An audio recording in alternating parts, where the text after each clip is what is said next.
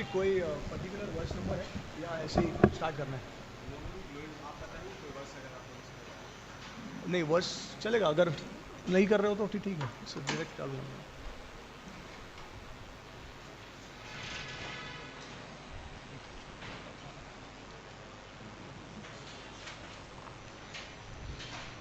हरे कृष्णा। तो आज हम सबका बहुत सौभाग्य है कि आज हमारे बीच में इस्कॉन चौपाटी से आए हैं हिज ग्रेस प्रेम राज प्रभु। तो हम प्रभु जी का जो है एक बार हरे कृष्णा महामंत्र बोलकर स्वागत करेंगे। हरे कृष्णा कृष्णा कृष्णा हरे हरे, हरे राम राम राम हरे हरे। प्रभु जी का एक संक्षिप्त परिचय। प्रभु जी आज से लगभग 15 साल पहले जो है इस्कॉन से कनेक्ट हुए थे और प्रभु जी जो है हिज होलीनेस राधानाथ स्वामी महाराज के डिसाइपल हैं।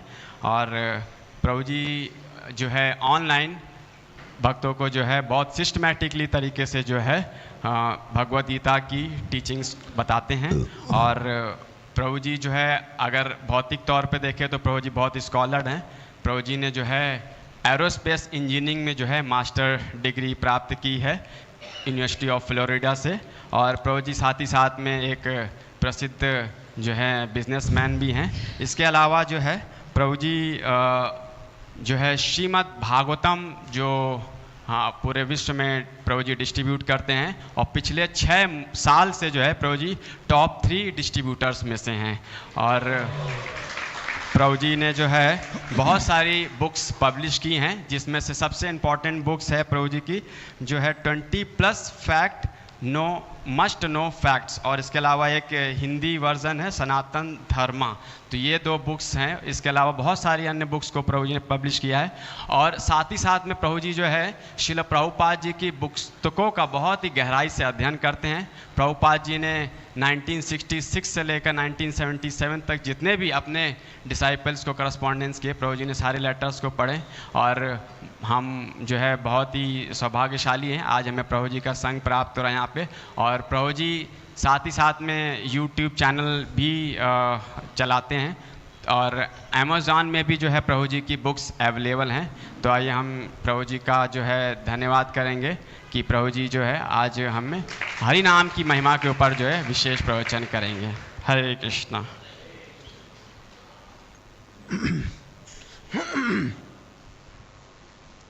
आप सभी भक्तों से निवेदन है कृपया करके आगे आ जाइए और मोबाइल फ़ोन को कृपया जो है स्विच ऑफ या साइलेंट मोड पर रखिएगा। प्लीज़ आगे आ जाइए सब लोग। हरे कृष्ण। ओम नमो भगवते वासुदेवाय।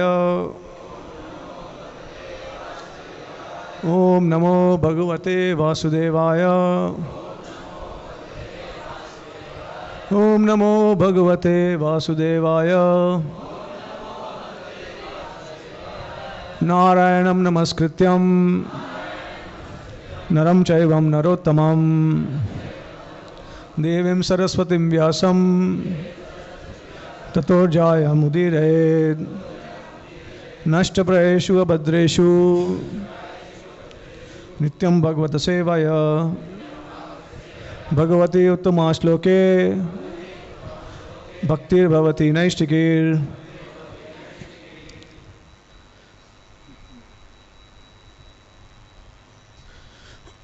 ओम अज्ञानतिमिरन्दस्य ज्ञानाञ्जलशलाकाय चक्षुरुन्मिलितं येन तस्मै श्रीगुरुवे नमः। श्रीचैतन्यमनोभीष्टं स्थापितं येन भूतले स्वयं रूप कदा मह्यं ददाति स्वपदान्तिकं।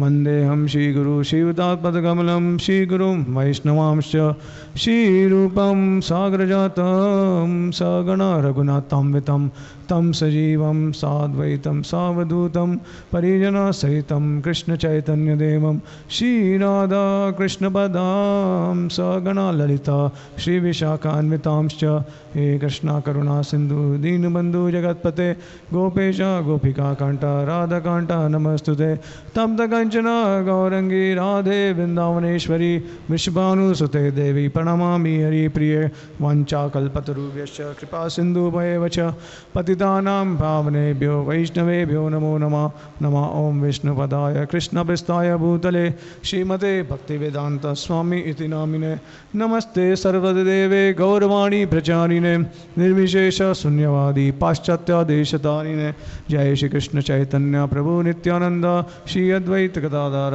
शिव सदि गौरभक्तवृंद हरे कृष्ण कृष्ण कृष्ण हरे हरे हरे राम राम राम हरे हरे। एक्चुअली प्रभु जी मैं राधा माधव भूल गया, कर लूँ?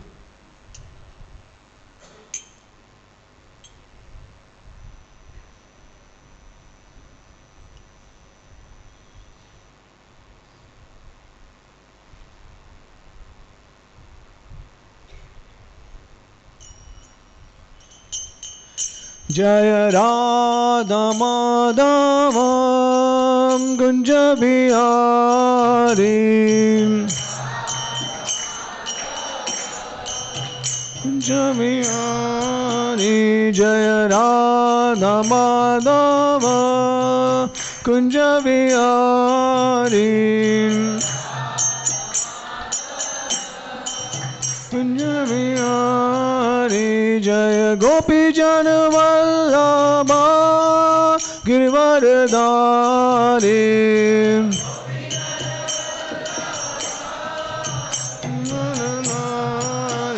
जय गोपी जन वल्लभा गिरवरधारी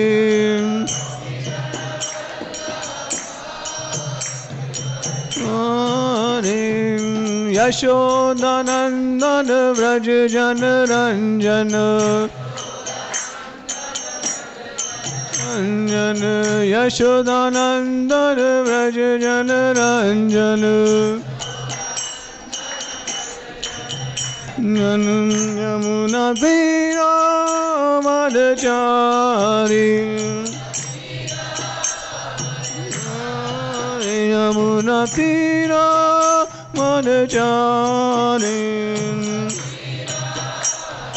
हरे जय राधा माधव कुंज बिहारी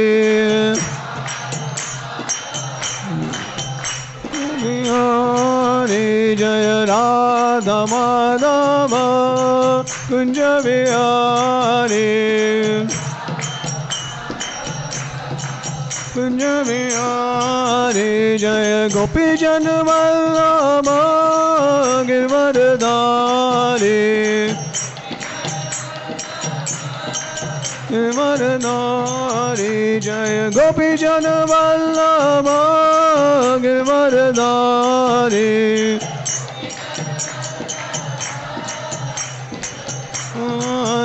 जय राधा माधव कुंज बिहारी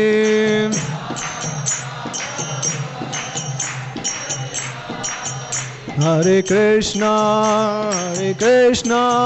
कृष्ण कृष्ण हरे हरे हरे राम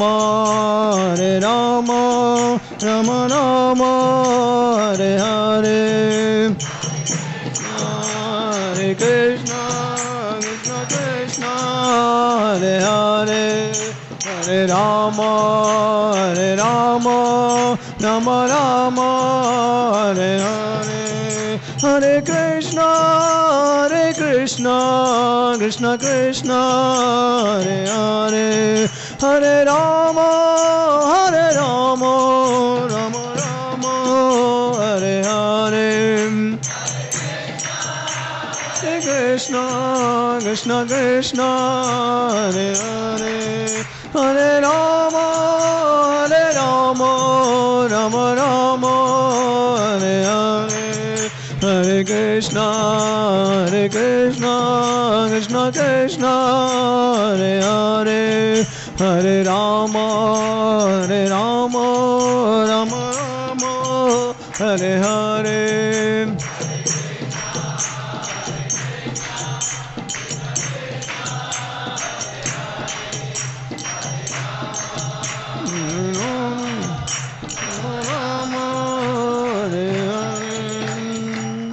राम संकीर्तन यज्ञ की जय, श्रील प्रभुपाद की जय। हरे कृष्णा। तो सबसे पहले मैं धन्यवाद देना चाहता हूँ पूज्यपाद श्रील गोपाल कृष्ण महाराज जी को, फिर उसके बाद हिज ग्रेस अमोघ लीला प्रभु जी, उसके बाद जो टेंपल प्रेसिडेंट है यहाँ के मुरली कृष्ण प्रभु जी, और जो मैनेजमेंट है, और जितने भी भक्तों ने मुझे अवसर दिया है कि आपके सामने मैं श्रील प्रभुपाद जी द्वारा और आचार्य द्वारा जो भी मैंने सीखा है वो प्रस्तुत कर सकूं। और आप सभी को भी धन्यवाद कि आपने मुझे सेवा का अवसर दिया है। So thank you so much. Hare Krishna. So प्रभु जी ने मुझे कहा था कि आप होली नेम के बारे में चर्चा कीजिए, क्योंकि ये होली नेम वीक चल रहा है, भगवान के नाम का जप करने का वीक, जप या कीर्तन। तो मैंने सोचा कि जो भी श्रील प्रभुपाद जी ने बताया हमको कीर्तन के बारे में या नाम के बारे में, और हमारे एक बहुत वरिष्ठ और बहुत एक्सल्टेड वैष्णव आचार्य श्रील विश्वनाथ चक्रवर्ती ठाकुर, तो उन्होंने बहुत अच्छी टीका दी है अजामिल के लीला के संदर्भ में, तो वो मैं आपसे शेयर करना चाहूँगा आज। और एक और चीज़ आप प्लीज़ ध्यान में रखना कि जो भी मैं आप बता रहा हूँ वो एक्चुअली प्रचार मैं अपने आप को भी कर रहा हूँ, मैं आपको प्रचार नहीं कर रहा हूँ, क्योंकि सबसे ज़्यादा ज़रूरत मुझे है शुद्धिकरण करने की। तो बट ये सिर्फ सेवा का मौका है, इसके लिए मैं आपके सामने प्रस्तुत कर रहा हूँ। तो अभी जिस प्रकार से कृष्णा की स्वरूप शक्ति श्रीमती राधा रानी है, राइट, तो श्रीला भक्ति सिद्धांत सरस्वती ठाकुर जो प्रभुपाद जी के गुरु महाराज है, तो उन्होंने कहा है कि चैंटिंग का जो स्वरूप शक्ति है, चैंटिंग की जो स्वरूप शक्ति है वो श्रवणम है। तो श्रवणम के बिना हमको कभी भी नाम में रुचि नहीं आ सकती है। और श्रीला प्रभुपाद जी ये संदर्भ में अलग अलग तात्पर्य में श्रीमद् भागवतम में बताते हैं कि किस तरीके से जो नवविधा भक्ति है, 9 अंग जो भक्ति के मेन है, उसमें से आपको पता है कि कितने अंग है भक्ति के? 9। और कौन से अंग है वो?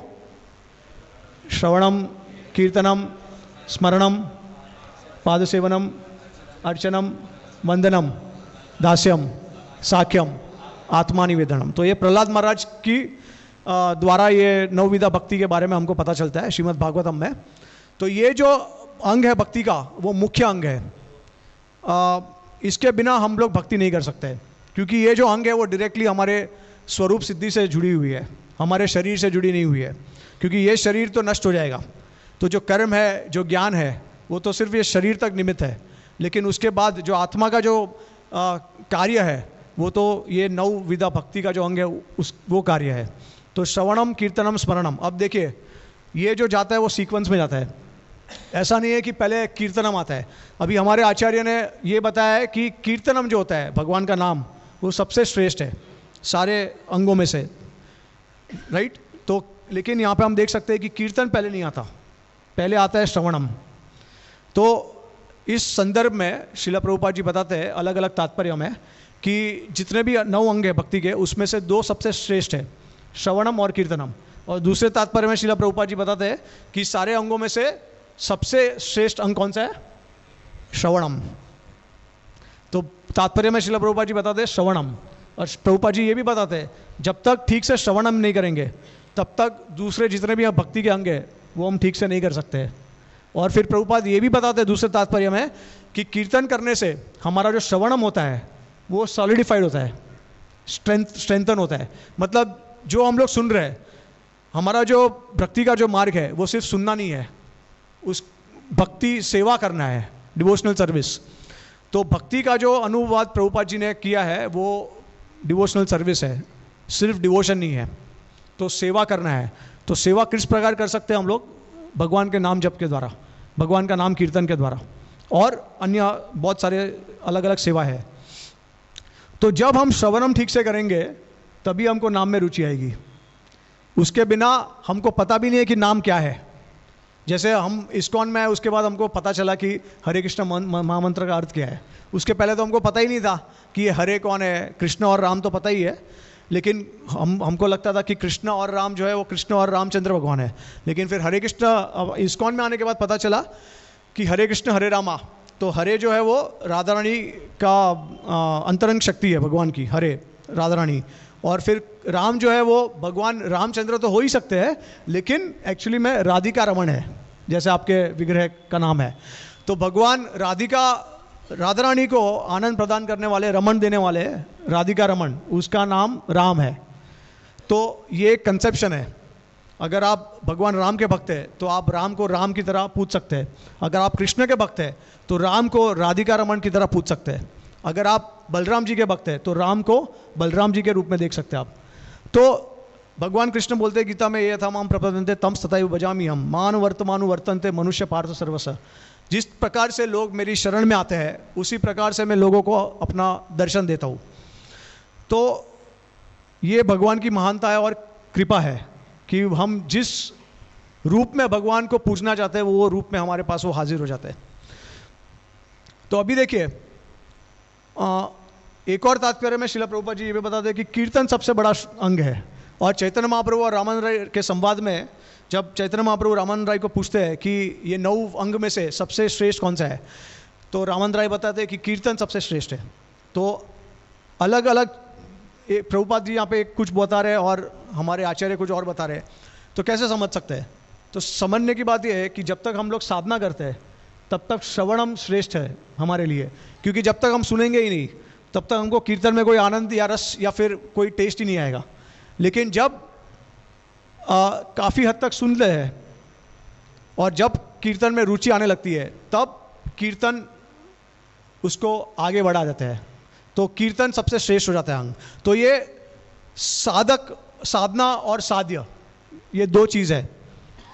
साधना ये है कि जो चीज़ आप पाना चाहते हो, और पाने के बाद उसको बोलते हैं साध्य।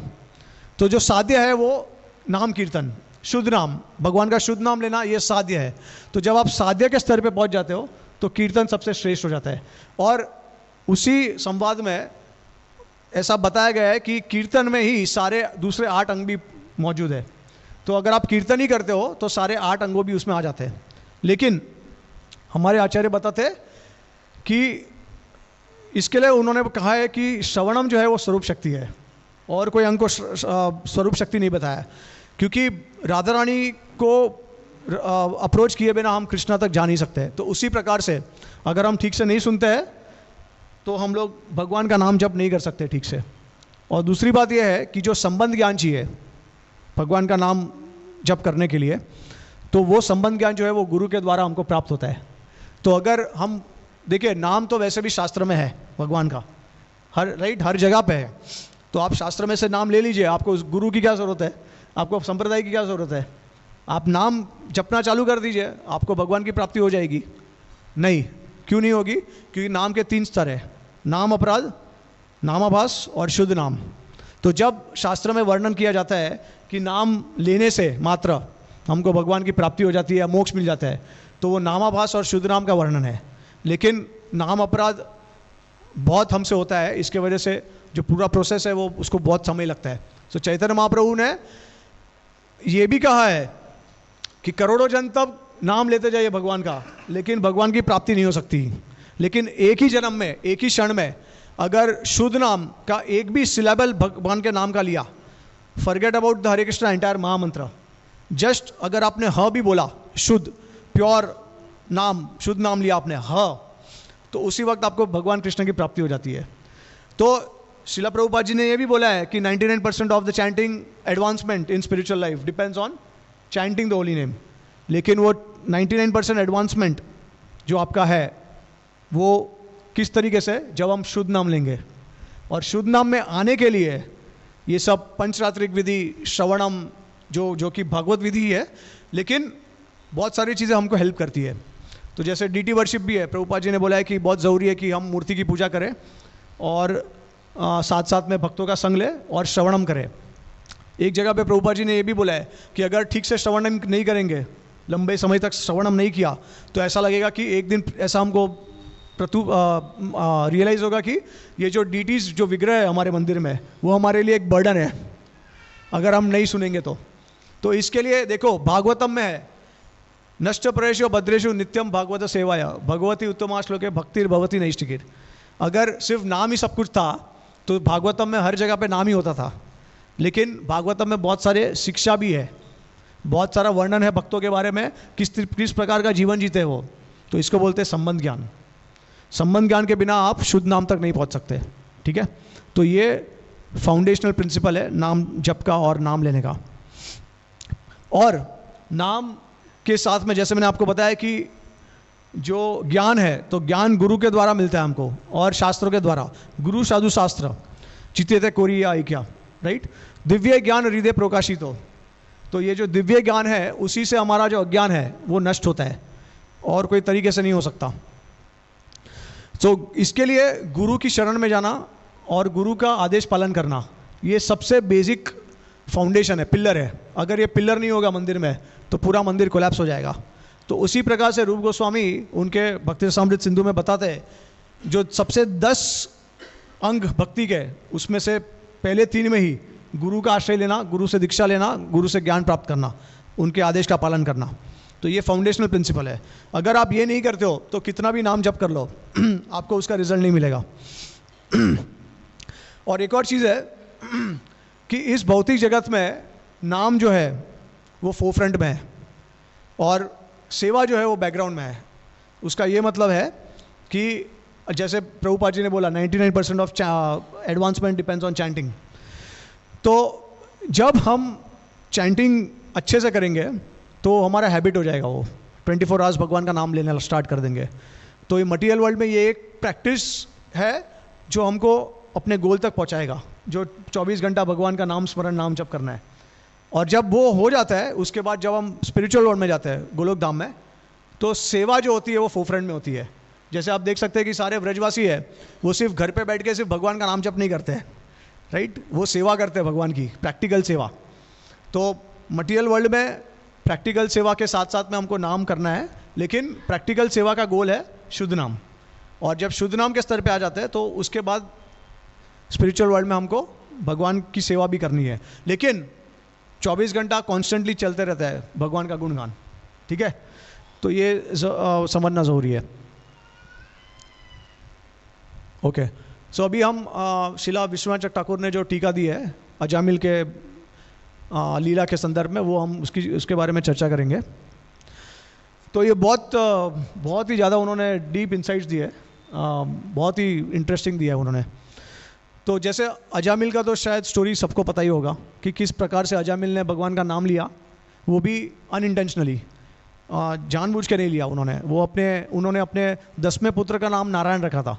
तो नारायण का नाम उन्होंने, क्योंकि अटैचमेंट था पुत्र से, तो उस संदर्भ में उन्होंने भगवान का नाम लिया, लेकिन उस संदर्भ में भी उनको सीधा मोक्ष मिल गया। उसका मतलब है कि जितने भी उनके पाप थे वो सारे नष्ट हो गए एक ही क्षण में, ठीक है। और उनको एक चीज़ यहाँ पे समझना ज़रूरी है कि पाप नष्ट होना, मोक्ष मिलना वो अलग है। प्योर डिवोशनल सर्विस, प्रेम भक्ति वो पाना वो अलग है मोक्ष से। उनको मोक्ष मिल गया लेकिन भगवान के धाम में नहीं गए, वो उनको प्रेम की प्राप्ति नहीं हुई। प्रेम की प्राप्ति कब हुई? जब उनको दूसरा चांस मिला, उसके बाद उन्होंने भक्ति करना शुरू किया, तब उसी जीवन में बाद में वो भगवान के धाम चले गए, क्योंकि तभी उन्होंने शुद्ध भक्ति की, ठीक है। तो अभी देखिए विश्वनाथ ठाकुर हमको बताते हैं कि ये नाम की महिमा मैं आपको शेयर कर रहा हूँ। और बहुत सारे लोगों को नाम की महिमा के बारे में कभी कभी डाउट भी होता है, क्योंकि इतना ग्लोरीज दिया है कि ऐसा करेंगे तो ऐसा हो जाएगा, वैसा करेंगे तो वैसा हो जाएगा, ये ऐसा जप करो तो ऐसा होगा, ये मिलेगा वो मिलेगा। लेकिन हम देखते हैं कि हमको कुछ ऐसा मिल नहीं रहा है, ना उसका कोई परिणाम दिख रहा है हमको। तो बहुत लोगों में ये शंका होती है भगवान के नाम के प्रति।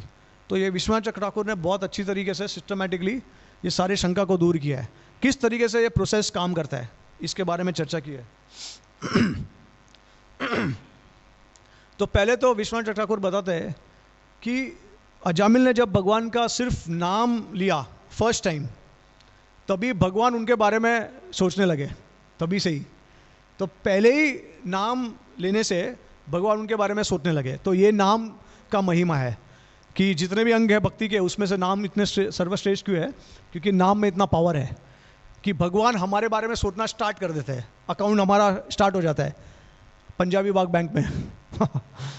तो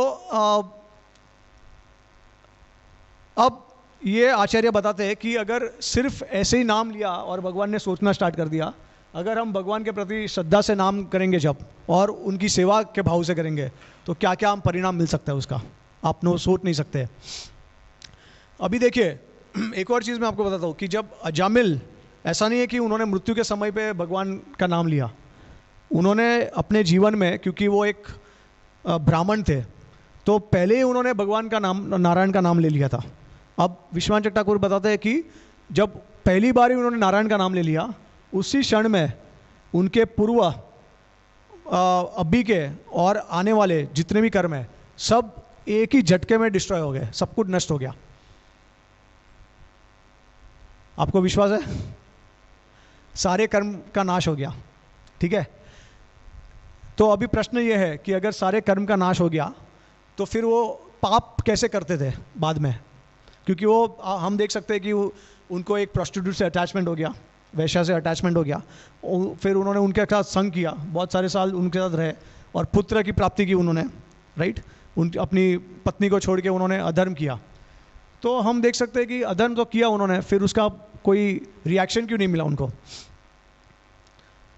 तो इसके वजह से उनको अंत में भगवान नारायण का नाम लेना पड़ा। ये सब जितने भी पाप उन्होंने बाद में किए, देखिए पहली बार नाम लिया, उसके बीच में उन्होंने नाम लेते गए और बीच में पाप करते गए, और अंत में उन्होंने नारायण का नाम लिया जब उनका शरीर छूटने वाला था तब। तो फिर क्या अंत में ज़रूरी था उनको नाम लेना अगर उनको सारे पाप से मुक्त होना था?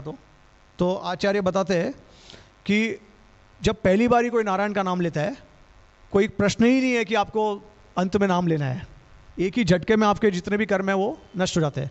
तो प्रश्न ये आता है कि फिर पाप कर रहे थे तो उसका रिएक्शन क्यों नहीं मिल रहा था उनको? अधर्म कर रहे थे वो। तो हमारे आचार्य बताते हैं कि पाप कर रहे थे लेकिन अपराध शून्य था। नाम जब जप कर रहे थे नारायण का, उनके पुत्र को बुला रहे थे वो नारायण नारायण करके, तो अपराध जीरो था। इसके वजह से जब अपराध नहीं करते हैं तो सारे कर्म नष्ट हो जाते हैं। ठीक है, और भगवान क्या करते हैं? सिर्फ दिखावे के लिए। जिस प्रकार से अगर सांप होता है, हाँ, उसमें विष होता है, अगर वो आपको डंक मारते हैं तो आप मर जाते हो, राइट। लेकिन अगर सांप के मुंह में से अगर विष निकाल देते हैं और बाद में डंक मारेगा तो क्या होगा?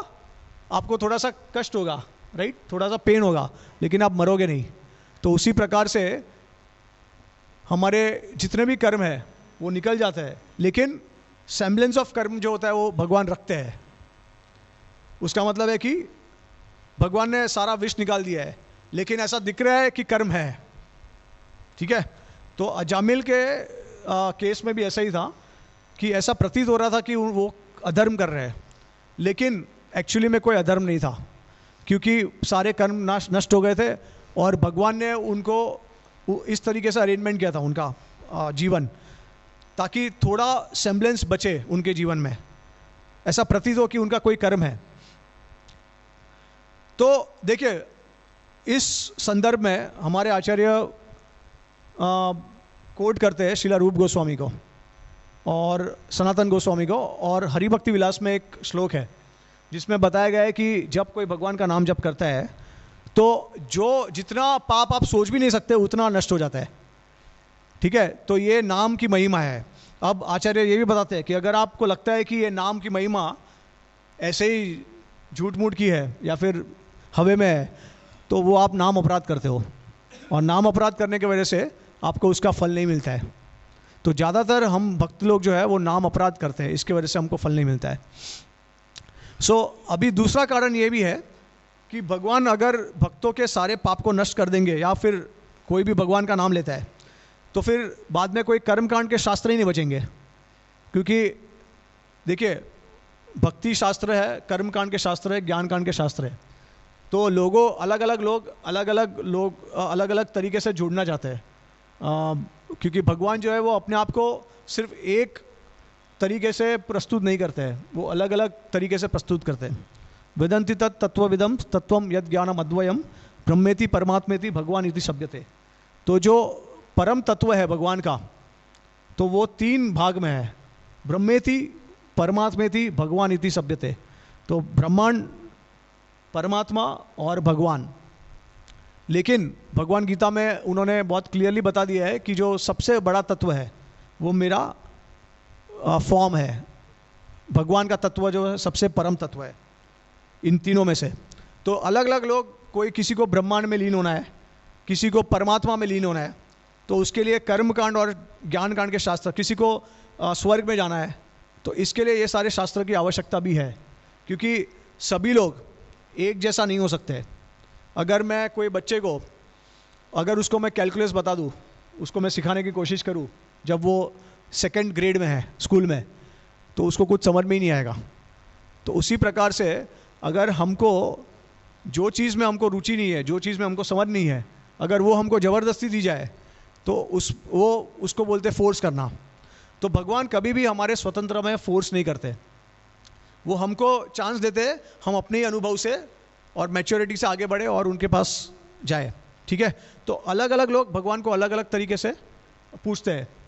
तो कोई कोई लोग ज्ञान कांड, कोई कोई लोग कर्म कांड के हिसाब से पूछते हैं। और इसके लिए भक्ति देवी जो है वो कर्म कांड और ज्ञान कांड आउट ऑफ हर कंपैशन, मतलब उनकी कृपा के वजह से वो उस शास्त्र के लिए भी उसका परिणाम देते हैं।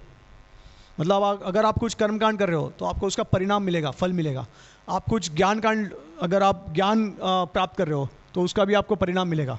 तो ये भक्ति की कृपा से इस सारे अलग अलग प्रोसेस का आपको परिणाम मिलता है। तो अगर आप ये सोच लीजिए कि अगर हमने सारे कर्म ही नष्ट कर दिए तो कोई कर्म ही नहीं बचा, तो कोई कर्म कांड का शास्त्र की ज़रूरत ही नहीं है, क्योंकि कोई कर्म ही नहीं है करने के लिए, राइट। तो उसको प्रिजर्व करने के लिए भक्ति देवी जो है वो ऐसा दिखावा करती है बाहर से, जिस तरीके से अजामिल के केस में हुआ कि कोई कर्म नहीं थे, कोई अधर्म नहीं था, लेकिन ऐसा लग रहा था, प्रतीत हो रहा था कि वो अधर्म कर रहे हैं। उसी प्रकार से अगर भक्तों, देखिए कर्म का मतलब क्या है, कर्म का मतलब ये भी है कि पुनर्जन्म, इस जन्म के और आने वाले तो छोड़िए, लेकिन अगर सारे कर्म नष्ट कर दिए तो शरीर भी हमारा कर्म है। अगर सारे कर्म नष्ट कर दिए तो शरीर भी नष्ट हो जाएगा।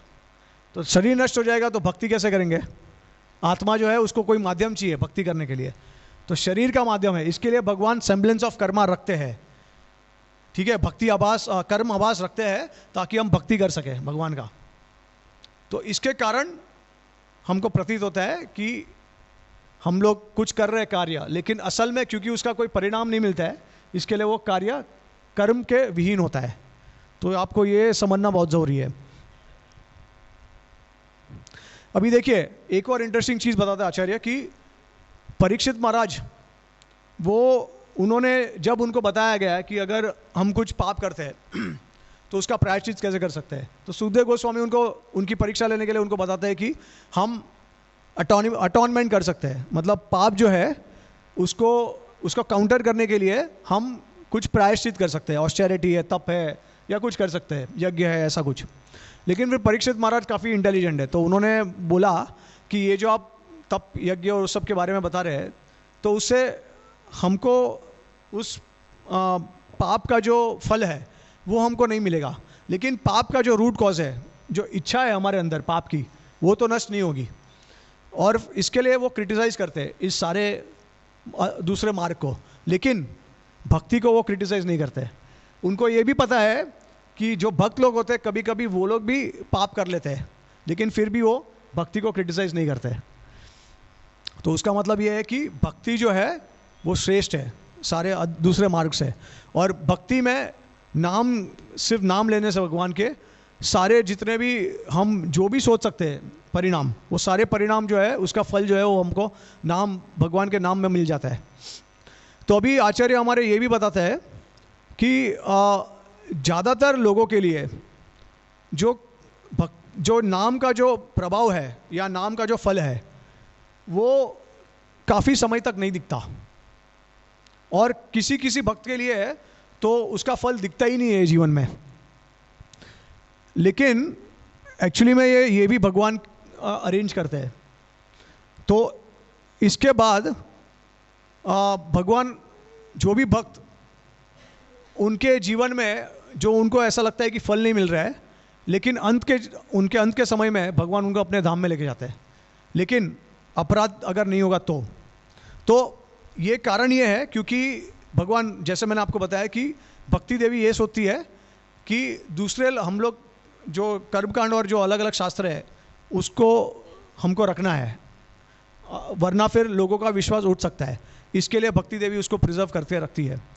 और फिर भक्ति देवी जो है अपना ग्लोरी जो है वो छुपा देती है ताकि लोगों को समझ में ना आए और भक्तों को भी समझ में ना आए कि जैसे शायद कोई भक्त बहुत महान हो सकता है, लेकिन उनको लगता होगा कि शायद वो कर्म कांड कर रहे हैं या फिर कर्म ही कर रहे हैं या फिर उनको बहुत सारी इच्छा है, लेकिन हालांकि में ऐसा नहीं हो सकता है शायद, क्योंकि भगवान भी कभी कभी ये सब अरेंजमेंट करते हैं भक्तों के जीवन में। सो अभी देखिए, जिस प्रकार से हम भक्ति देवी की शरणागत में जाते हैं, नाम के शरणागत में, उसी प्रकार से हमको भक्ति और नाम उस प्रकार का फल देते हैं। तो अगर हम लोग भक्ति को सेकेंडरी गोल की तरह वर्शिप करते हैं, primary goal suppose for example अगर हमारी इंद्रिय तृप्ति करना है, अगर हम इंद्रिय तृप्ति करते हैं और वो हमारा गोल प्राइमरी गोल है, और सेकेंडरी गोल लेट्स से कि हमारा भक्ति है, तो भक्ति के माध्यम के द्वारा हमको अपनी इंद्रिया तृप्ति करनी है, तो एक तरीके से अपराध होता है भक्ति के प्रति। लेकिन भक्ति देवी कृपा के वजह से ऐसा सोचती है कि एटलीस्ट इसका फल उनको मिलना चाहिए लोगों को, ताकि उनका विश्वास ना टूटे।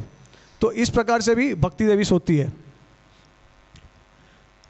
लेकिन अगर नाम के प्रति अपराध करते हैं, वैष्णव के प्रति अपराध करते हैं, तो जो प्राइमरी गोल है जैसे कर्म है या ज्ञान है, उसका भी रिजल्ट नहीं मिलेगा हमको। तो अपराध से हमेशा बचना चाहिए सभी को।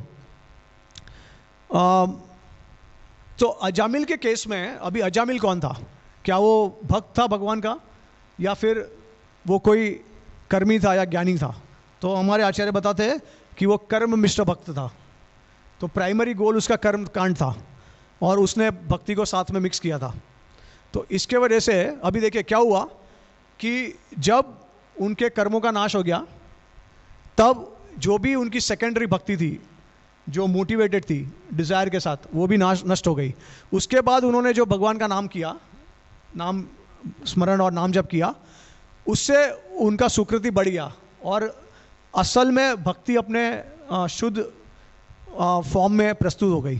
तो कहने का मतलब ये है कि अजामिल ने बाद में जब नाम लेने लगे, तब अज्ञात सुकृति के द्वारा भक्ति प्राइमरी गोल के रूप में प्रकट होने लगी उसके हृदय में।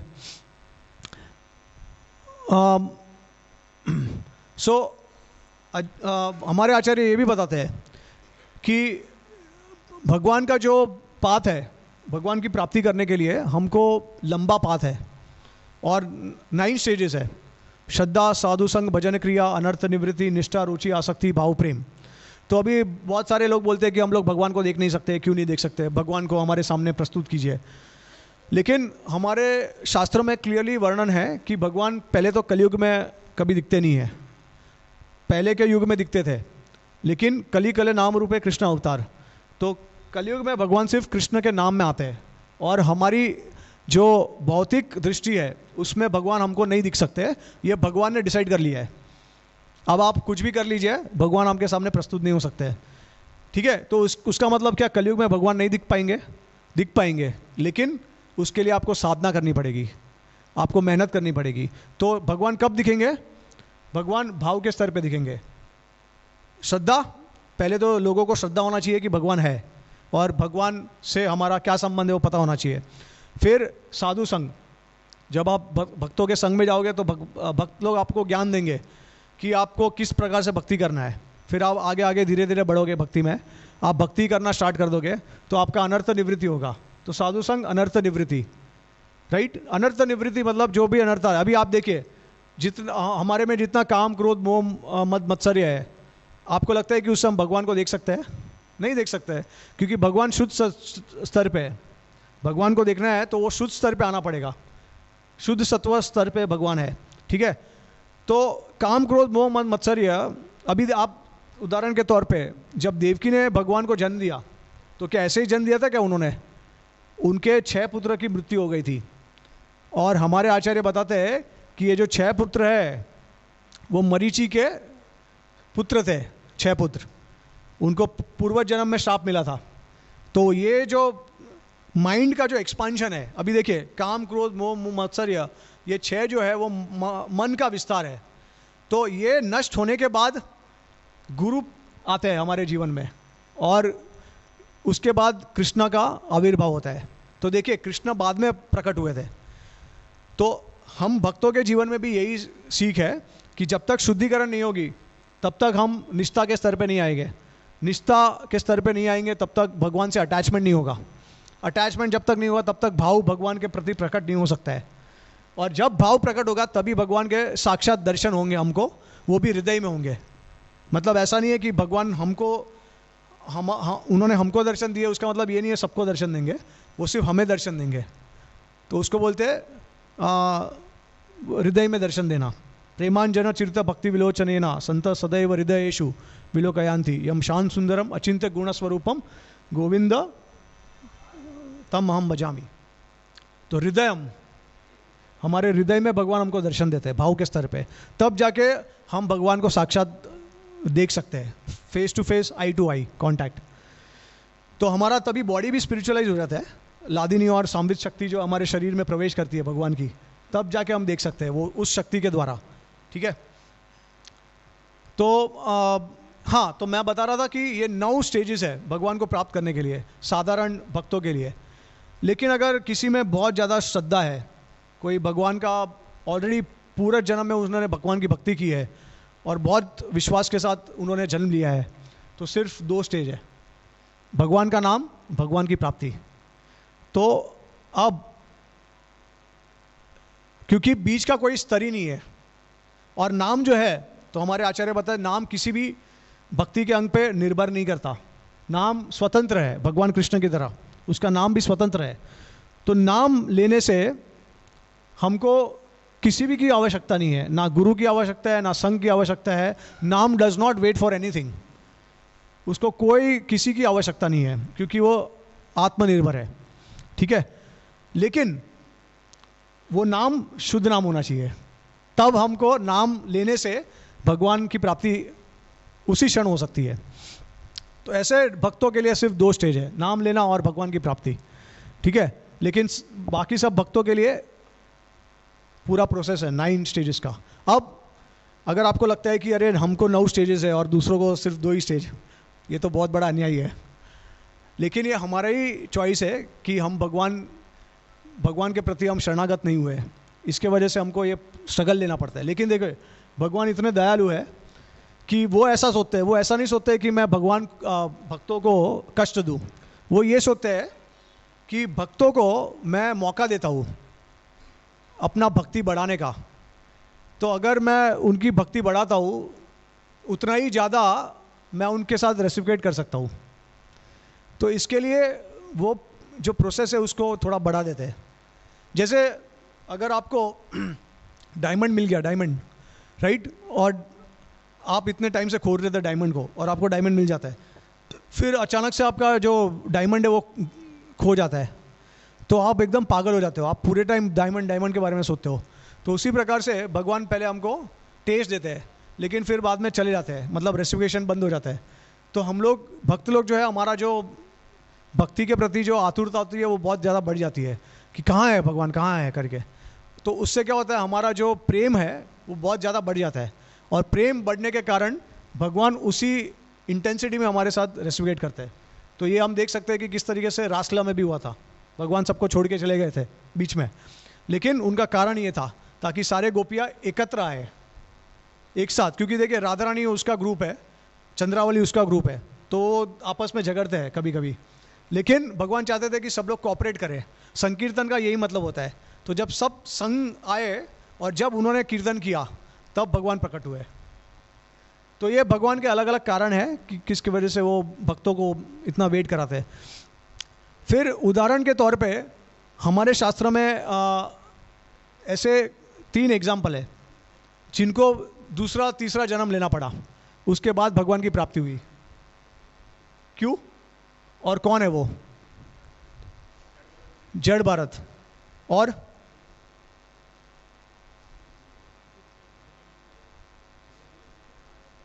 महाराज चित्रकेतु, राइट। और हाँ, नारद जी भी एक अच्छा उदाहरण है। और नहीं, परीक्षित महाराज ने एक ही जन्म में भगवान को प्राप्त कर लिया। इंद्रद्युम्न महाराज, अगर आपको क्रोकोडाइल और एलिफेंट का पास टाइम याद होगा तो, राइट। गजेंद्र लीला, तो वो गजेंद्र जो इंद्रद्युम्न महाराज थे पूर्ण जन्म में।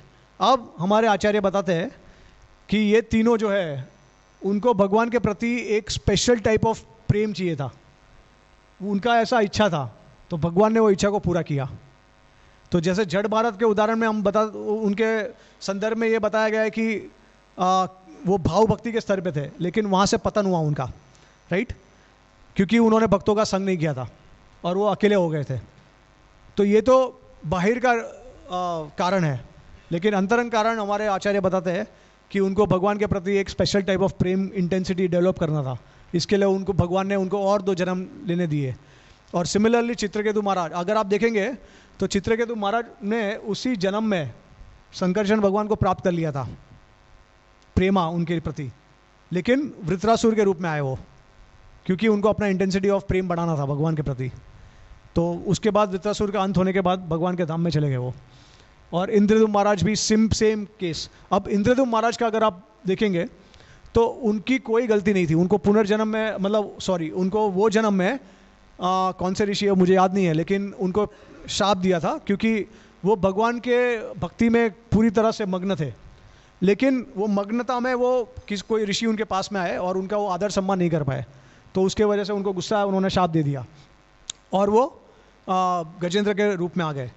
तो उनका कोई गलती नहीं था, लेकिन उनको शाप मिल गया। तो ऐसा बहुत सारा भक्तों के साथ हुआ है कि कोई जो दुर्वास ऋषि जैसे बहुत बड़े गुस्से वाले आते हैं और उनको शाप दे के चले जाते हैं, तो उसमें हमको लगता है कि अरे हमारा क्या गलती है इसमें, हमने तो कुछ नहीं किया, हमको शाप दे के चले गए। लेकिन ये भगवान की लीला है, ये अरेंजमेंट है उनका। तो इस प्रकार से अलग अलग भक्तों के साथ भगवान अलग अलग तरीके से व्यवहार करते हैं उनकी इच्छा के अनुसार। अब आचार्य ये भी बताते हैं कि अगर भक्त लोग जो है वो अपराध भी करते हैं, नाम अपराध, लेकिन फिर भी अपना भक्ति जारी रखते हैं और अच्छे भावना के साथ, तो वो लोग कभी भी नरक नहीं देखते। यमराज कभी भी उनको अपने पास नहीं बुलाते हैं, तो आचार्य हमारे बताते हैं। तो नाम अपराध के स्तर पे भी हम कभी भी नरक नहीं देखेंगे। भगवान भक्तों को जो जन्म देते हैं वो उनके कर्म के वजह से नहीं देते, वो उनके भक्ति को पूरा करने के लिए उनको जन्म देते हैं। तो ये भगवान की बहुत बड़ी महिमा है, ठीक है। दूसरे लोगों के लिए कर्म के हिसाब से वो लोग जन्म लेते हैं, लेकिन जो भक्त है, अब चाहे वो कनिष्ठ हो, मध्यम हो या उत्तम हो, भगवान उनको जन्म देते हैं उनके कर्म के वजह से नहीं, उनको उनकी भक्ति को आगे बढ़ाने के लिए। तो कभी भी कोई भक्त को बाहरी दृष्टि से हमको जज नहीं करना चाहिए। और एक और चीज़ आचार्य बताते हैं कि अगर हम अपराध करते हैं भक्त के प्रति, तो जितने भी कर्म नष्ट हो गए। अभी देखिए हमारे जीवन में जब हमने भगवान का पहली बार नाम लिया है, तो हमने भी सारे कर्म का नाश कर दिया है, माने या ना माने, हमने कर दिया है। लेकिन जब आप भक्ति का पाथ फॉलो करते हैं तो काफ़ी हमारे से अननोइंगली ऑफेंसेस होते हैं, या फिर नोइंगली ऑफेंसेस भी कर देते हैं हम। तो उसका रिएक्शन क्या है? तो अगर अपराध करते हैं तो जितने कर्म नष्ट किए होते हैं वो रीअपियर हो जाते हैं। तो इसके लिए आचार्य बताते हैं कि भक्तों के जीवन में कष्ट के कारण क्या है। 2 कारण है। एक कारण है अपराध के वजह से, अपराध करते हैं तो उससे हमको हमारे जो कर्म नष्ट हुए होते हैं उसका रिएक्शन हमको भुगतना पड़ता है बाद में। और दूसरा, भगवान खुद हमारे जीवन में कष्ट अरेंज करते हैं। तो ऐसा कहा गया है कि ये संदर्भ में कि when the Lord tests a neophyte, it is for his purification, and when the Lord tests a pure devotee, it is for his glorification. तो भगवान जब कोई साधक को उनकी परीक्षा लेते हैं तो उनकी शुद्धिकरण के लिए होता है, और जब कोई शुद्ध भक्त को भगवान की परीक्षा लेते हैं तो वो उनका गुणगान करने के लिए होता है। जैसे हम देख सकते हैं पांडव जो थे, तो भगवान ने जितने भी कष्ट उनके जीवन में किए थे वो सिर्फ ये दिखाने के लिए कि मेरे भक्त जो है, कितना भी कठिनाई आया, कितना भी प्रॉब्लम आया लाइफ में, वो हमेशा मेरी भक्ति में फिक्स रहते हैं। तो यशोदा मैया, नंद महाराज, देव की मैया, वसुदेव, ये सारे एग्जाम्पल, प्रहलाद महाराज, ये शुद्ध भक्त है भगवान के, भगवान के धाम से आए हैं। लेकिन उनके जीवन में कष्ट जो आया है वो कर्म से नहीं आया है, वो भगवान ने उनका हर एक कष्ट उनका भगवान ने अरेंज किया है, ताकि लोगों के सामने आए कि मेरे भक्त जो है वो या तो नरक हो या स्वर्ग हो या तो वैकुंठ हो, सब एक समान देखे। क्योंकि भक्त जो होते हैं वो सिर्फ भगवान की सेवा चाहते हैं। तो ये सब भगवान ने पूरा अरेंजमेंट किया है। तो हमारे भक्तों के जीवन में जो कठिनाई आती है, जो कष्ट आता है, तो वो भगवान के वजह से आता है। तो भगवान का जो हस्ताक्षेप होता है वो हर भक्त के जीवन में होता है। ऐसा नहीं है कि सिर्फ उत्तम भक्त के जीवन में होता है, हर भक्त के जीवन में भगवान इंटरफियर करते हैं, उनका शुद्धिकरण करने के लिए, उनको आगे बढ़ाने के लिए। लेकिन कितने हद तक हम आगे जाना चाहते हैं वो हमारे पर निर्भर है। लेकिन भगवान का इंटरफियरेंस हमारे जीवन में हमेशा रहता है। तो ये जैसे जिस प्रकार से डॉक्टर हमको मेडिसिन देते हैं, तो मेडिसिन कड़वा हो सकता है लेकिन अल्टीमेटली हमको क्योर करता है। तो उसी प्रकार से भगवान का जो अरेंजमेंट होता है वो कड़वा हो सकता है समय के हिसाब से, लेकिन आगे जाके हमको समझ में आएगा कि वो अल्टीमेटली हमको शुद्ध कर देता है। तो आचार्य हमारे बताते हैं कि 3 प्रकार के अपराध जो है वो डेंजरस है। तो पहले तो वो बोलते हैं कि नाम को इंटरप्रेट करना, नाम को समझना कि नाम में इतनी शक्ति नहीं है, कम उसको मिनिमाइज करना, उसकी पावर को, उसके पोटेंसी को, उसके ग्लोरीज को। तो ये एक बड़ा अपराध है। और दूसरे 2 अपराध जो सबसे डेंजर है वो वैष्णव अपराध, और तीसरा नाम जप करने के समय पे पाप करना जानबूझ के। तो कभी कभार बाय मिस्टेक अगर हो जाता है तो ठीक है, लेकिन जानबूझ के बार बार पाप करना तो वो भी एक अपराध हो जाता है। तो आचार्य ये भी बताते हैं कि जितने भी दूसरे पाप है, जितने भी दूसरे अपराध है, जो 10 अपराध में से ये 3 अपराध, लेकिन जो 7 अपराध है वो सारे के सारे सिर्फ नाम जप कंटिन्यूसली करने से नष्ट हो जाते हैं। लेकिन ये 3 अपराध उसका हमको थोड़ा सा ध्यान रखना पड़ता है। एंड अगर वैष्णव अपराध करते हैं तो वैष्णव से जाके क्षमा मांगनी चाहिए, उसकी सेवा करनी चाहिए, उनको प्रसन्न करना चाहिए, तब जाके वो अपराध दूर हो जाता है, वरना फिर उसका रिएक्शन हमको भुगतना पड़ेगा। और जैसे कि हमारे आचार्य ये भी बताते दूसरे एंगल से कि जड़ भारत जो थे उन्होंने कुछ पहले जन्म में कोई अपराध किया था, इसके वजह से उनका पतन हुआ था इस जन्म में। तो ये दूसरा एंगल से आचार्य बताते जीव गोस्वामी अपने संदर्भ, भक्ति संदर्भ में। तो इसके वजह से देखिए पहले के जन्म में भी उसका रिएक्शन दूसरे जन्म में मिलता है हमको। तो हमको बचना चाहिए अपराध करने से, स्पेशली वैष्णव का अपराध करने से।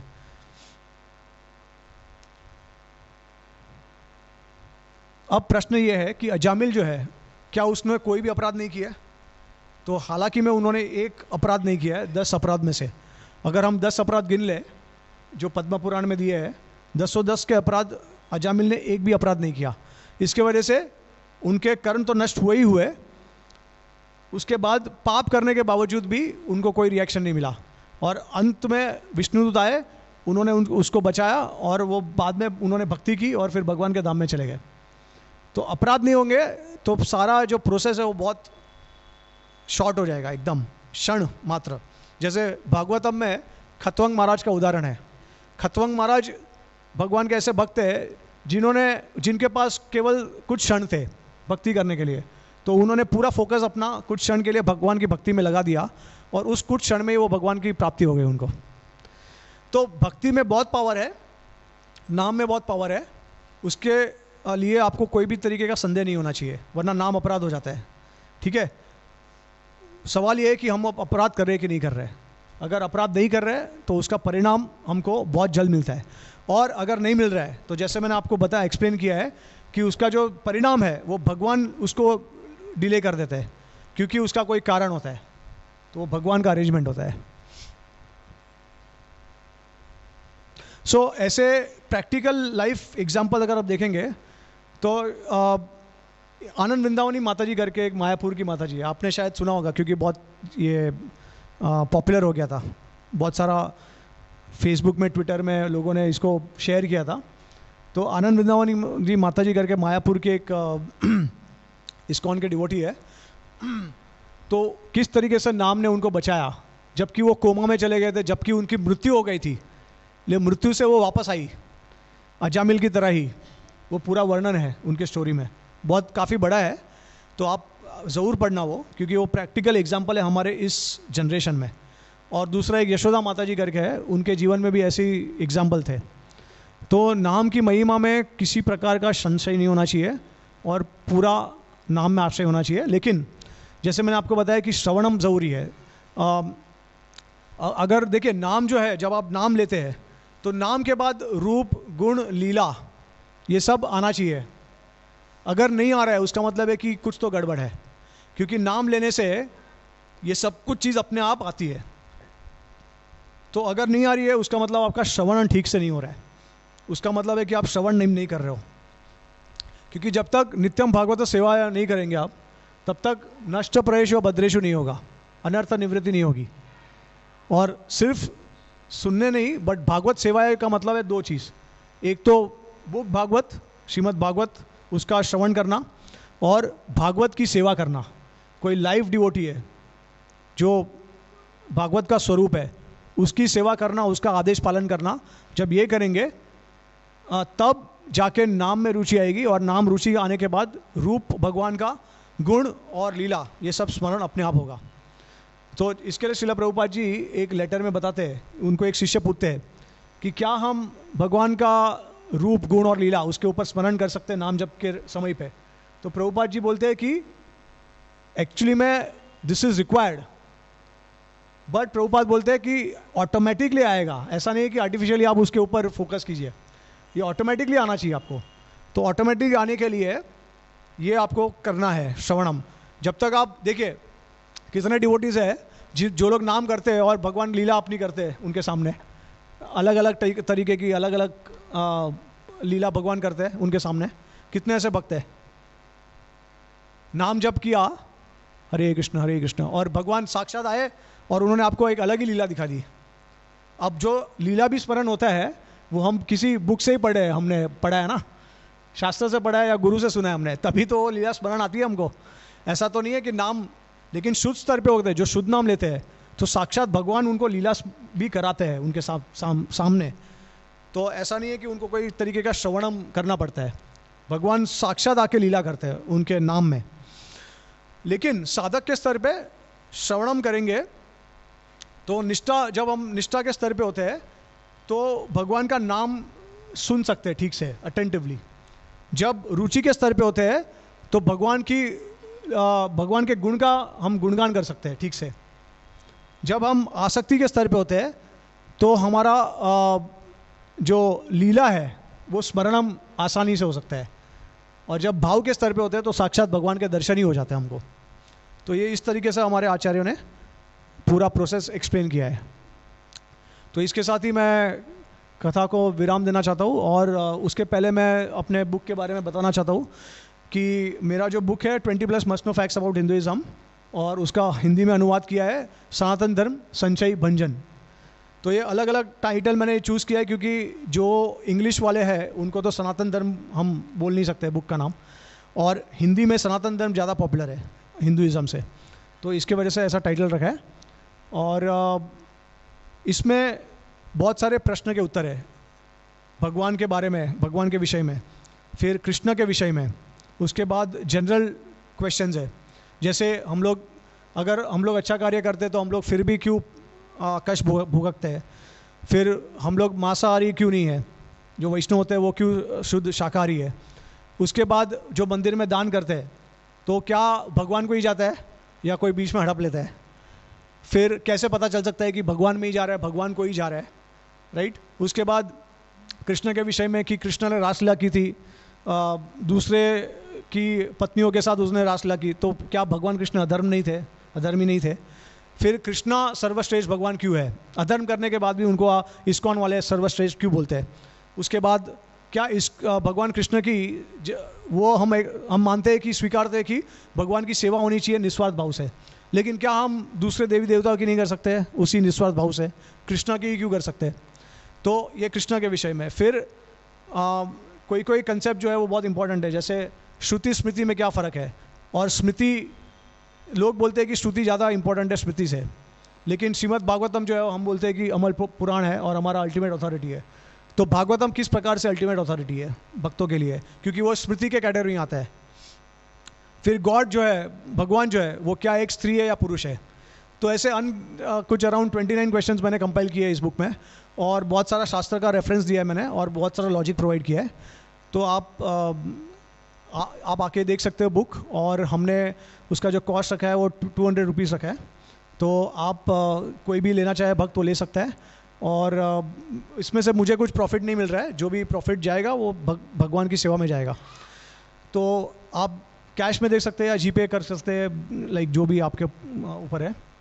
सो इसी के साथ मैं कथा को विराम देना चाहूँगा। और हाँ, अभी कोई प्रश्न है तो हम लोग ले सकते हैं। किसी को कोई प्रश्न है? ओके।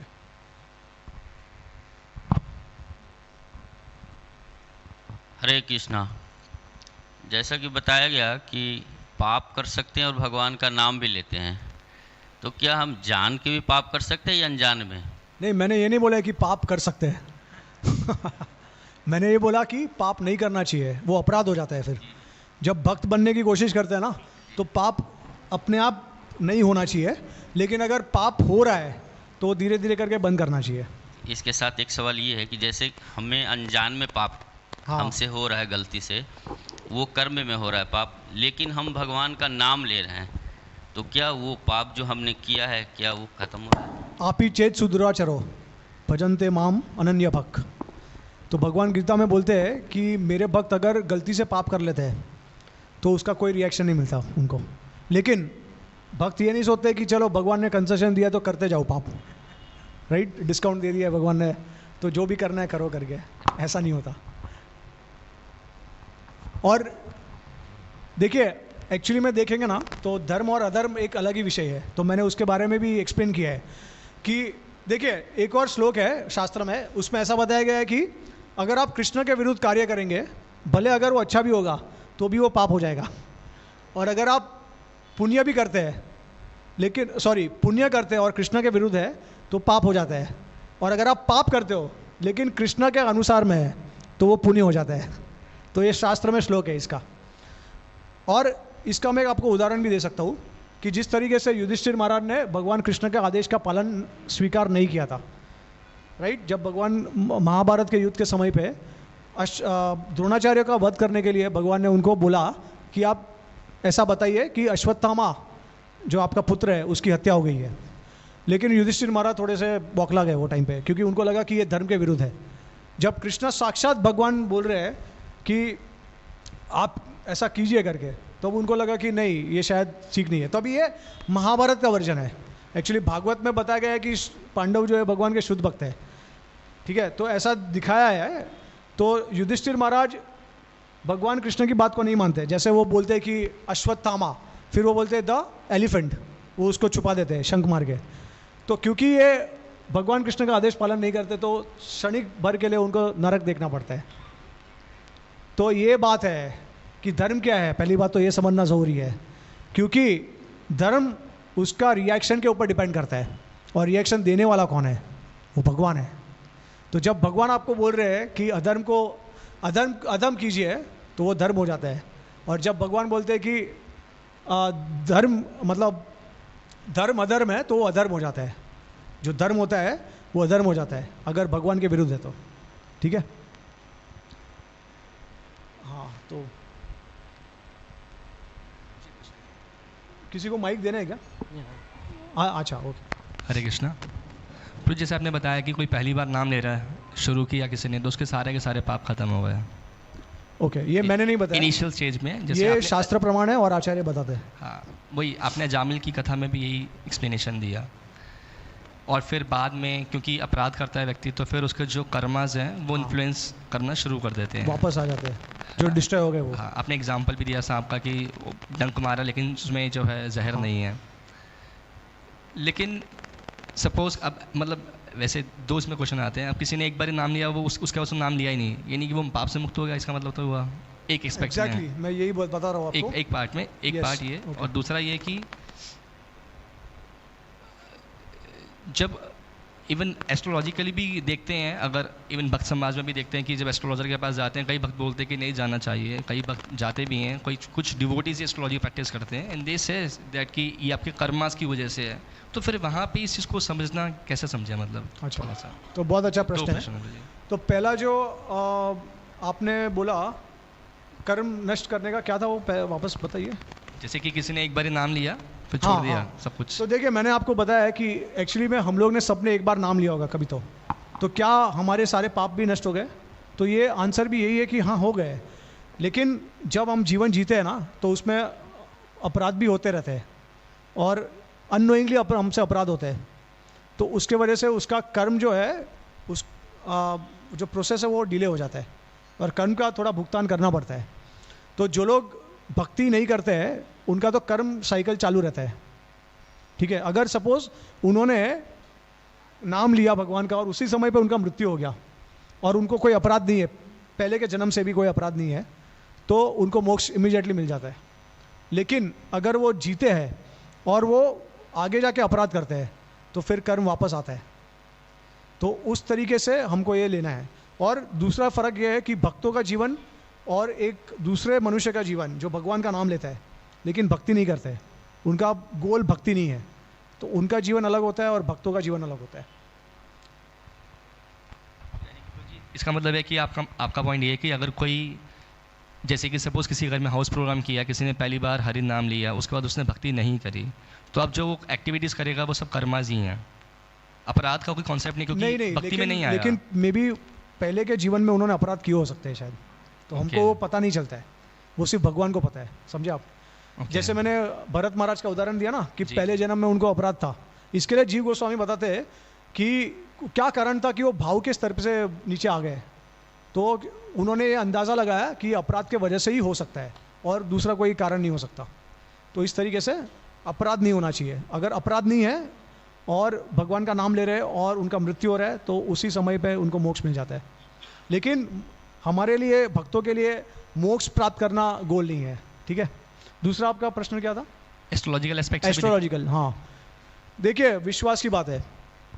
जो भक्तों को विश्वास बहुत ज़्यादा नहीं है तो वो लोग जा सकते हैं एस्ट्रोलॉजर के पास। एस्ट्रोलॉजी भी एक बोनाफाइड साइंस है, ठीक है। और हमारे जीवन में भी कर्मा है, ऐसा नहीं है कि भक्तों के जीवन में, ऐसा सोचना भी मत।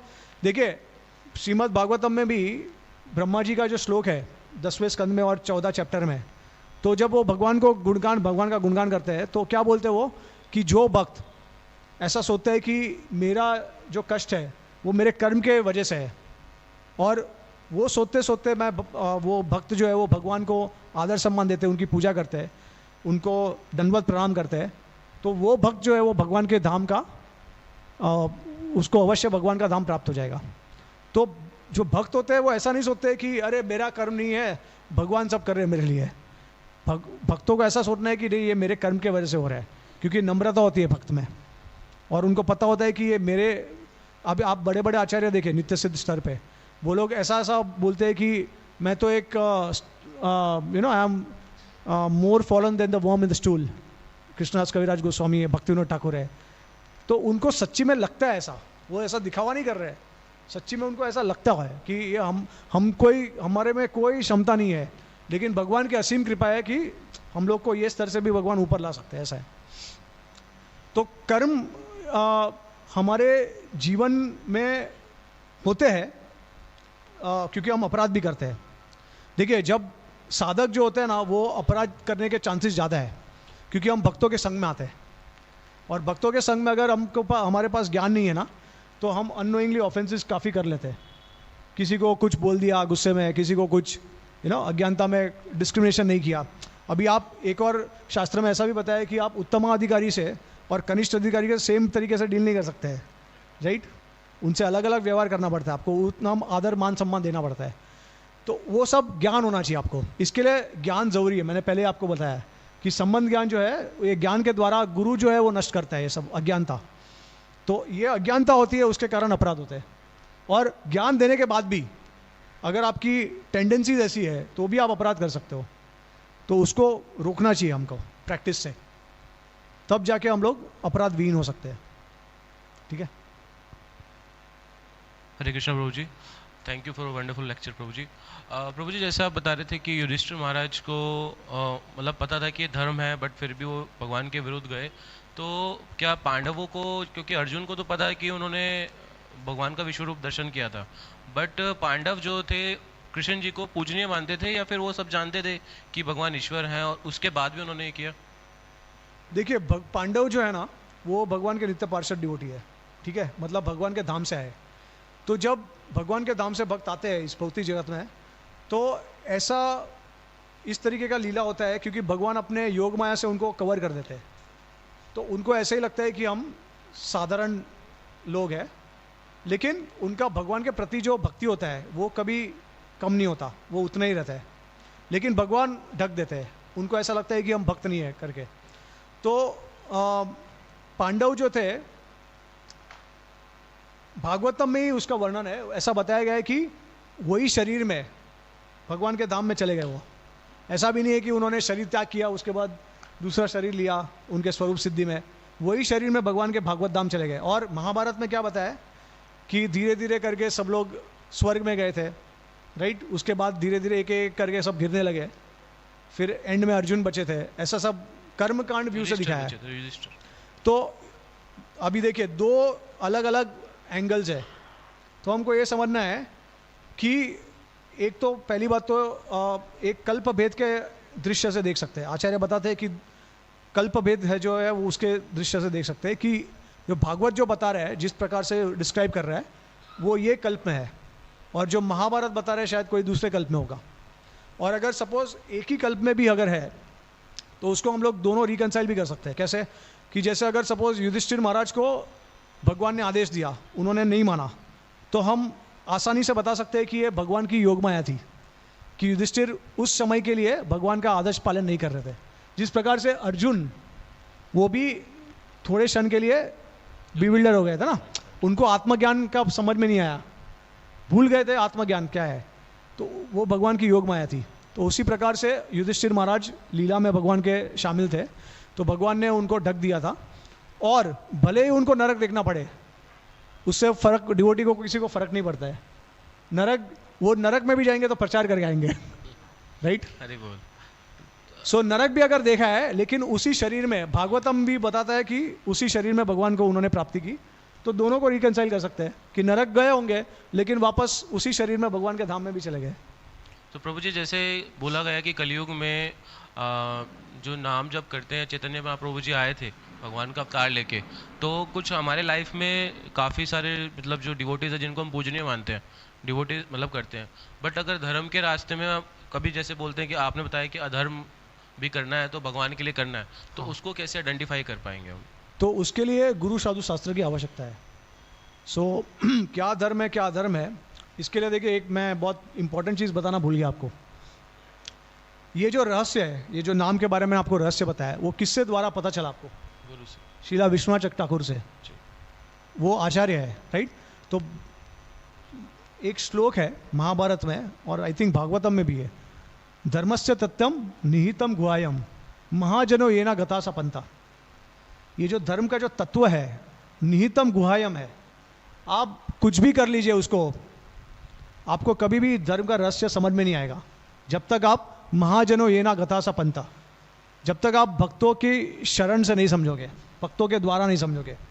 तो ये अब हमको देखिए, जब हम खुद पढ़ेंगे ना शास्त्र, तो हम अपने हिसाब से सोचेंगे कि अरे ऐसा है ऐसा है, तो हम लगेगा कि अरे ये सब गुणगान ऐसे ही दिया है, ये कलयुग में कुछ काम नहीं करता है, और हम अपराध करते बैठ सकते हैं। लेकिन जब आचार्य हमको समझाते हैं अलग अलग शास्त्र का प्रमाण देके कि ये ऐसा होता है, ऐसा होता है, ये इसके वजह से होता है, उसके वजह से होता है, तब हमको समझ में आता है, तब हम कन्विक्शन हमारा बढ़ता है। तो क्या धर्म है क्या नहीं है, और कौन से समय पे वो धर्म होता है, कौन से समय पे वो सेम चीज़ अधर्म हो जाती है, ये हमको गुरु साधु शास्त्र के द्वारा समझ में आता है।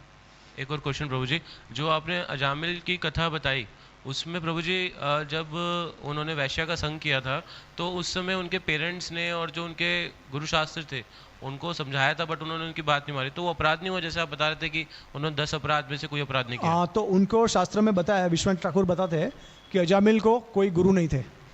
तो जो उन्होंने, जैसे देखिए अलग अलग प्रकार के गुरु होते हैं, कर्मकांड गुरु होते हैं, ज्ञान कांड गुरु होते हैं, जिससे आपको आपको शायद वो बताएंगे कि आपको स्वर्ग की प्राप्ति कैसे करनी है, लेकिन जो भगवान को भगवत मार्ग के रास्ते पे चलाता है वो असली गुरु होता है। तो वैष्णव, और उसके लिए उन्होंने ये भी डेफिनेशन दिया है कि वैष्णव कौन है। तो उन्होंने बताया कि वैष्णव कौन है, जो लोग ने भगवान को अपना प्राइमरी गोल बनाया है उनकी प्राप्ति का, उन्होंने दीक्षा ली है, और जो भगवान की साधना भक्ति करते हैं उसको वैष्णव बोलते हैं।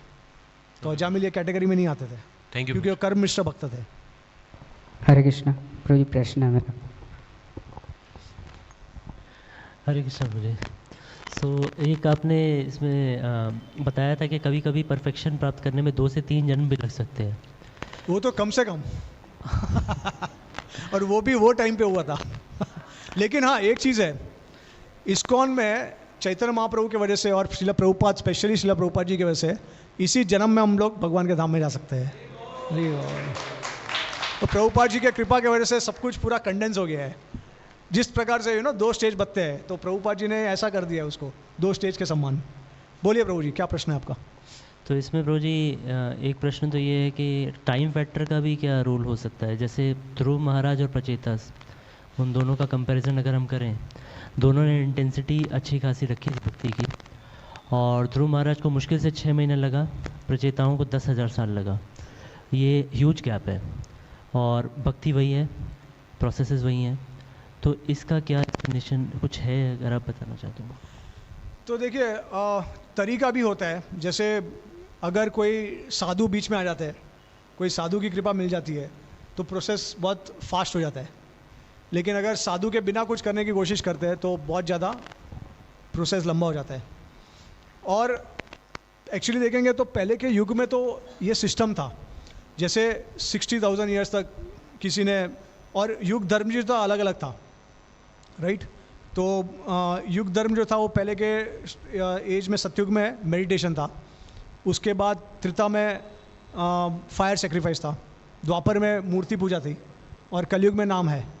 अब भागवत शास्त्र में ये भी वर्णन है कि सारे देवी देवता आतुर होते हैं कि कब कलयुग आएगा ताकि हम भगवान का नाम लें। तो उनको सत्ययुग, त्रेता और द्वापर में भी नहीं जाना है, और जो सत्ययुग, त्रेता, द्वापर के जो जीव है उनको भी कलयुग में आना है डेस्परेटली, क्योंकि भगवान का नाम जब सबसे आसान तरीका है और सबसे क्विक वे है, शॉर्टकट है। तो हालांकि कलयुग में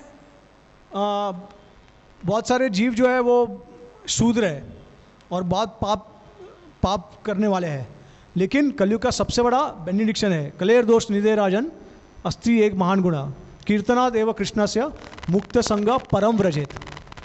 तो कलयुग में कीर्तन के द्वारा हमको ऐसा गोल प्राप्त हो सकता है जो किसी पहले युग में नहीं हुआ है। एंड स्पेशली ये कलयुग जहाँ पे कृष्ण आए और द्वापर में कृष्ण आए थे, और यही कलयुग में चैतन्य महाप्रभु आए थे, क्योंकि भगवान कृष्ण और चैतन्य महाप्रभु केवल एक दिन में एक बार आते हैं। और एक दिन में मतलब ब्रह्मा जी के कितने दिन हो गए, एक ब्रह्मा जी के दिन में कितने सारे दिव्य युग हो गए, 1000 दिव्य युग। और एक दिव्य युग मतलब आप सतयुग, त्रेता, द्वापर और कलयुग को ऐड कर दीजिए तो एक दिव्य युग है। ऐसे 1000 दिव्य युग आप ऐड करेंगे तो ब्रह्मा जी का सिर्फ 12 घंटा होता है। तो उस 12 घंटे में भगवान कृष्ण जो है सिर्फ एक बार आते हैं। तो हर एक द्वापर युग में भगवान कृष्ण नहीं आते हैं, सिर्फ उसी द्वापर युग में आते हैं। वैवस्वत मनु के जो 14th मनु है उसमें 28 साइकिल में भगवान आते हैं सिर्फ, और उसी कलयुग में, उसके बाद वाले कलयुग में चैतन्य महाप्रभु आते हैं।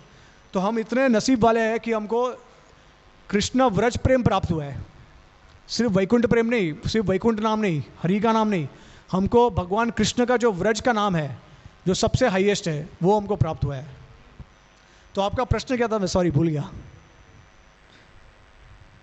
प्रश्न ये था प्रभु जी कि प्रचेता और हाँ, इतना समय क्यों लगा?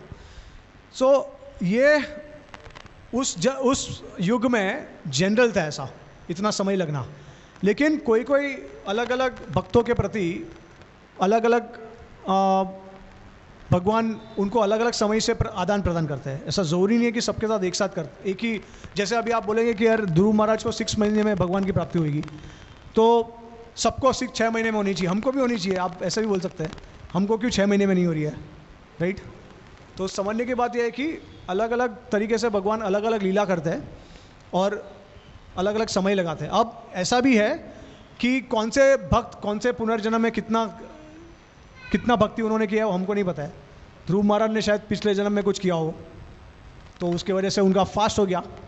कोई भक्त आप भी देख सकते हैं कि कोई नए भक्त आते हैं इस्कॉन में, लेकिन इतना फास्ट प्रोग्रेस कर लेते हैं वो, और कोई 15-20 साल 30 साल 40 साल से होते हैं लेकिन स्लो हो जाते हैं। तो एक कारण ये भी है कि हमारी भी तीव्रता के ऊपर है। जैसे उदाहरण के तौर पे ऐसा बताया गया है कि भाई अगर आपको नदी को पार करना है, ठीक है, तो आप क्या करोगे, नौका में बैठेंगे और नौका में जो आपका जो बोट राइडर है वो आपको लेके जाएगा, ठीक है। लेकिन अगर ऐसा आपको प्रतीत हो रहा है कि जो नौका चलाने वाला है वो चला रहा है लेकिन बोट वहाँ से हिल ही नहीं रहा है, उसी स्तर पे वो, तो आपको लगेगा कि अरे आगे क्यों नहीं जा रहा हूँ, मैं इतना मेहनत कर रहा हूँ। तो बाद में समझ में आएगा कि वो नौका जो था उसमें उन्होंने जो क्या बोलते हैं उसको, हैंगर, हाँ, उसको होल्ड करने वाला जो नौका होता है ना, उसको ही रिलीज नहीं किया है, उसको ही हटाया नहीं है, तो वो हमेशा अटैच होकर बैठ गया है, तो आगे जाने का सवाल ही नहीं है।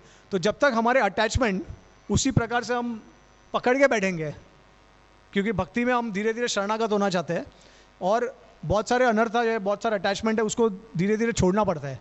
तो अगर वो उसको पकड़ के बैठेंगे तो गाड़ी चलाते जाओ आप, नौका हिलाते जाओ, लेकिन उधर के उधर ही रहोगे आप, समझे। तो अलग अलग कारण की वजह से अलग अलग स्तर पे होते हैं डिवोटीज। लेकिन स्पेशली कलयुग में चैतन्य महाप्रभु का स्पेशल मर्सी हमारे पास अवेलेबल, और शिला प्रभुपाद जी का। एक और प्रश्न था प्रभु जी, इसमें जैसे अजामिल के केस में हम देखते हैं, अजामिल ने लास्ट में भगवान का नाम जप किया, नाम लिया, तो नाम लेने से उनको एक और अपॉर्चुनिटी मिल गई जिससे कि वो आगे और भक्ति करके अपने आप को परफेक्ट कर सकें और पीछे के पाप जो हैं वो चले ख़त्म हो गए। यानी कि नाम की क्वालिटी पे भी डिपेंड करता है कि क्या रिजल्ट होगा। ऐसा नहीं हुआ कि नाम जप करते ही सीधा वो भगवान के धाम चले गए। एग्जैक्टली। तो सिमिलरली आज इस्कॉन में ऐसे कई केसेस होते हैं जिसमें बताते हैं कि लास्ट में हरे कृष्णा बोला और भगवान के धाम चले गए।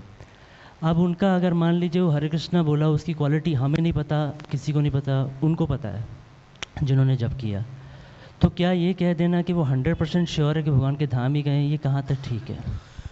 अच्छा प्रश्न है। तो कभी कभी हम लोग स्पेकुलेट करते हैं कि जो भक्त है उन्होंने, मतलब देखिए हम भक्त है तो सबका बेस्ट चाहते हैं, सब भक्तों का, और हम लोग अच्छे भावना से बोलते हैं कि अरे भगवान के धाम में गए।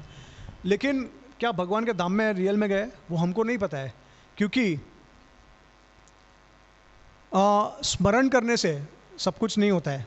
जैसे उदाहरण के तौर पे कृष्ण भगवान जब उन्होंने महाभारत का युद्ध में थे, वो ऐसा बताया गया है कि जितने भी असुर लोग थे उन्होंने सिर्फ भगवान को सिर्फ देखने से ही उनको मोक्ष की प्राप्ति हो गई। अब मोक्ष का मतलब क्या है, अलग अलग तरीके से अलग अलग हो सकता है। तो एक मोक्ष का मतलब ये है कि ब्रह्मांड में लीन हो जाना। तो जो असुर लोग, तो आचार्य बताते हैं कि जो असुर लोग जिन्होंने भगवान कृष्ण को देखा लेकिन एनवियस भावना के साथ, जलन के साथ, या फिर भगवान को भगवान नहीं मानते थे, वो भावना के साथ देखा, तो उनको ब्रह्मांड में विलीन होने मिला। जो लोग का हृदय में परिवर्तन हुआ और भगवान को जिन्होंने अप्रिशिएट किया, वो सीधा भगवान के वैकुंठ धाम में चले गए। तो यम यम स्मरण जो है, इट्स नॉट नेसेसरी कि आप स्मरण करोगे, अंत कले च माम एवं स्मरण मुक्ता कलेवरम, भगवत गीता में है। लेकिन हमको ये भी पता है कि प्रेम के स्तर पे आने के बिना हम लोग भगवान के धाम में जा भी नहीं सकते। तो इसके लिए भगवान हमको मल्टीपल लाइफ टाइम देते हैं, और इसके लिए हमारे आचार्य ये भी बताते हैं कि हम डायरेक्टली गोलोक नहीं जाते यहाँ से। अगर हमने प्रेम का स्तर ले भी लिया है तो हम भगवान के उस यूनिवर्स में जाते हैं जहाँ पे भगवान अपना भोमो लीला कर रहे हैं, फिर ट्रेन होते हैं हम। देखिए, प्रेमा आप प्राप्त करोगे तो आप वैकुंठ जाओगे, लेकिन प्रेम, स्नेह, मान, प्रणय, राग, अनुराग, भाव, महाभाव, आदिरुद्ध महाभाव, रुद्र महाभाव, मदनाख्य महाभाव, मोहनाख्य महाभाव, तो ये आगे के स्टेजेस है सब। और अगर आप व्रज की जाने की बात करते हो तो आपको, या फिर माधुर्य में हो, अगर आप माधुर्य तक जाना चाहते हो तो महाभाव तक आपको पहुंचना पड़ेगा। तो वो उसको इंटेंसिफाई, इसके लिए भगवान हमको ट्रेनिंग देते हैं ताकि किस तरीके से हम प्रेम के बाद हम गोपी के शरीर में जन्म लेते हैं। उसके बाद जो वरिष्ठ गोपियाँ है वो हमको ट्रेन करती है भगवान की सेवा कैसे करने की, भगवान के प्रति और आकर्षण कैसे बढ़ाने का, वीरा कैसे बढ़ाने का। तब जाके इसके लिए देखेंगे तो रासलीला में कोई कोई गोपी आती थी, वो भगवान के रासलीला में उन्होंने पार्टिसिपेट नहीं कर पाई थी क्योंकि उनका पूरी तरह से शुद्धिकरण नहीं हुआ था। अब भगवान के लीला में है वो, भगवान उनको बांसुरी से बुला रहे भी रहे लेकिन जा भी नहीं पाए क्योंकि बाधा आ गई। तो वो बाधा भी क्यों आई? क्योंकि उनके हृदय की थोड़ी सी जो अनर्था थी वो रह गई थी। तो वो बाद में भगवान ने उसको नष्ट किया और नेक्स्ट रासलीला जब भगवान की हुई तब सब उन्होंने पार्टिसिपेट किया। तो इस तरीके से भगवान आदान प्रदान करते हैं। ठीक है, हरे कृष्ण। तो अभी जिसका प्रश्न होगा तो पर्सनली आगे पूछ सकते हैं। हरि बोल। ग्रंथराज श्रीमद् भागवतम की, जगत गुरु शिला प्रभुपाद की, बताई गो प्रेमानंदे। हरि हरि बोल। तो आप बुक देख सकते हो और किसी को अगर लेना है तो ले सकते हैं। हरि बोल। हिज ग्रेस प्रेम रस प्रभु जी की जय। तो हम हार्दिक आभार प्रकट करेंगे प्रभु जी के इस सुंदर प्रवचन के लिए। और इतना इंटेलेक्चुअल प्रेजेंटेशन था, कई आचार्यों से प्रभु जी ने बताया। इससे पता चलता है कि प्रभु जी ने कई बार जो है प्रभुपाद जी की पुस्तकों को बड़ी गंभीरता से और गहनता से पढ़ा है। तो हम चाहेंगे कि प्रभु जी की जो पुस्तकें हैं आप देख सकते हैं, ये प्रभुपाद जी की शिक्षाओं पर आधारित है और बहुत ही शिक्षाप्रद है और लाभप्रद है। कोई नए भक्त जो आ रहा है उसको इस्कॉन के बारे में बताना है, उसको जीवन में कई डाउट्स है, तो आप देख सकते हैं यहाँ पे आकर। हरे कृष्णा। हरे कृष्णा। Thank you.